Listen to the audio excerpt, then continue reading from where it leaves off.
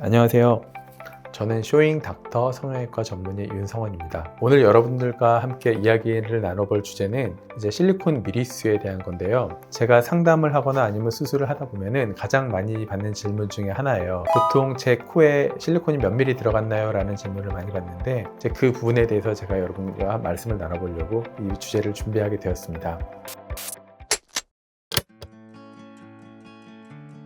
수술하신 분들은 제 코에 몇 미리 들어갔어요? 라고 거의 필수적으로 항상 여쭤보시는 것 같고, 그리고 상담하러 오신 분들도 제 코에 몇 미리 들어가야 돼요? 라고 여쭤보시는 경우가 정말 많은데요. 애초에 코 성형에 사용되는 실리콘 혹은 고어테스 보형물은 주로 이제 미간, 여기를 콧뿌리라고 부르는데, 이 콧뿌리를 비롯한 콧대를 높이기 위해서 이제 개발된 재료입니다. 물론 실리콘이나 고어텍스를 코끝까지 넣어서 코끝을 높이기도 하지만은 이제 이 보형물 자체는 설계를 할 때 미간, 콧뿌리 부분은 반드시 높이도록 개발이 되었습니다. 그래서 코의 실리콘의 미리수는 대부분의 의사들이 수술 전후로 직접 재기가 어려워요. 그래서 이 실리콘은 이제 모델명이나 혹은 미리수별로 두께와 모양이 다양한 것들이 이미 미리 제작이 되어 있어요. 그리고 실리콘의 미리수는 대부분 실리콘 자체에 표기가 되어 있습니다. 이때 실리콘의 미리수의 기준이 되는 부분이 바로 이 콧뿌리 부분이에요.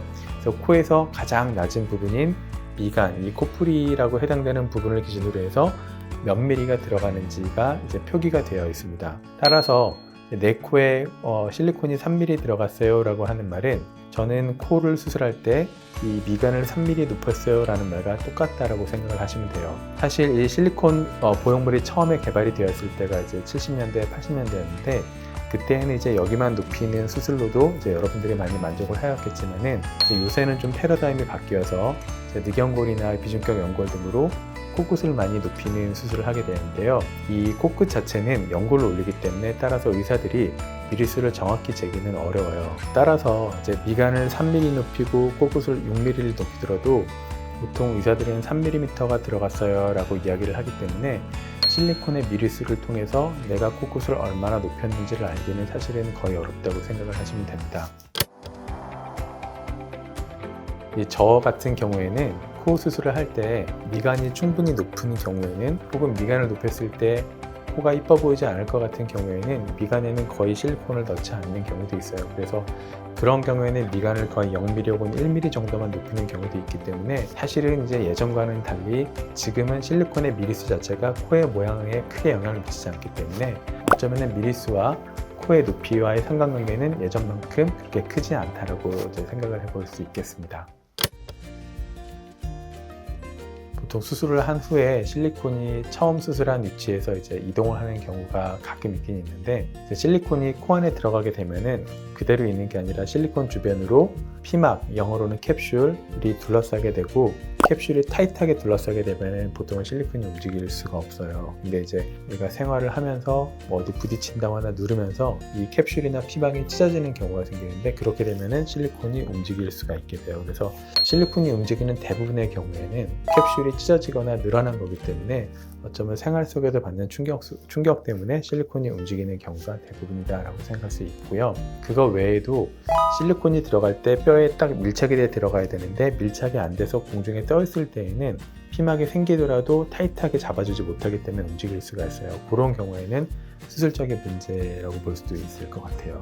그다음에 세 번째의 경우에 코에 염증이 생기면서 구축이 올 경우에는 이제 코가 들리게 되는데 코가 들리면서 실리콘이 이 코끝이나 비주 쪽으로 뚫고 나오는 경우가 있어요. 근데 그거는 실리콘이 밑으로 이동했다라기보다는 코끝 자체가 올라가면서 실리콘은 제자리에 있는데 제자리에 있는 실리콘을 올라간 피부가 뚫고 나온 거라고 생각하시면 돼요. 그래서 그런 경우는 염증이기 때문에 이제 조금 다른 경우라고 이야기해 볼 수 있겠습니다.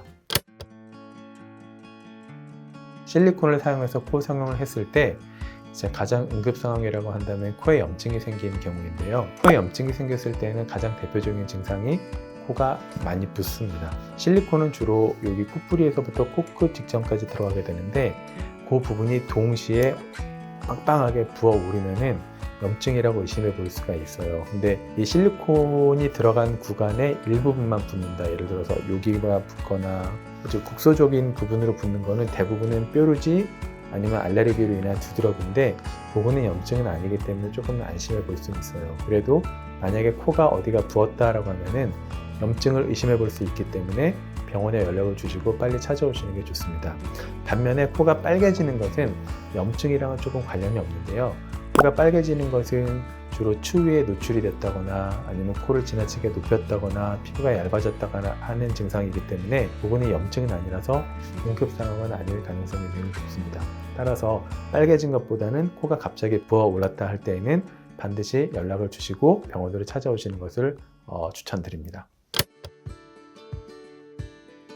코를 심하게 판다거나 코를 심하게 풀 때 이제 코 수술했던 보형물이나 연골이 가끔 튀어나오는 경우가 드물지만 있을 수 있는데, 이제 그곳은 코를 절개를 하고 절개한 부위를 봉합을 한 후에 봉합을 한 부위가 잘 안 묵어나면 그런 일은 거의 일어나지 않아요. 그래서 대략 수술하고 넉넉 잡아서 한 달 정도, 즉 4주 정도는 강한 자극이나 충격이 가지 않도록 조심을 해주셨으면 좋겠습니다.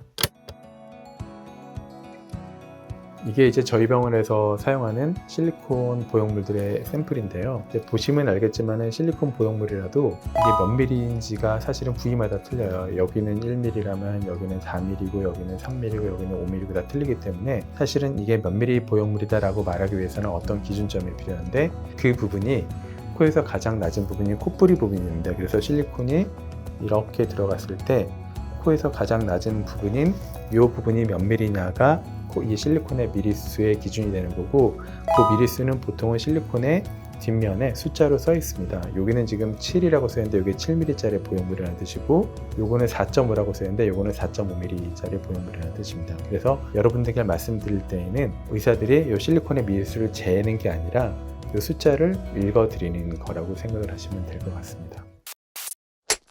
지금까지 실리콘 보형물의 미리수와 실리콘에 대해서 궁금한 것들에 대해서 여러분들과 이야기를 나눠보았습니다. 제 영상이 여러분들께 도움이 되었다면 좋겠습니다.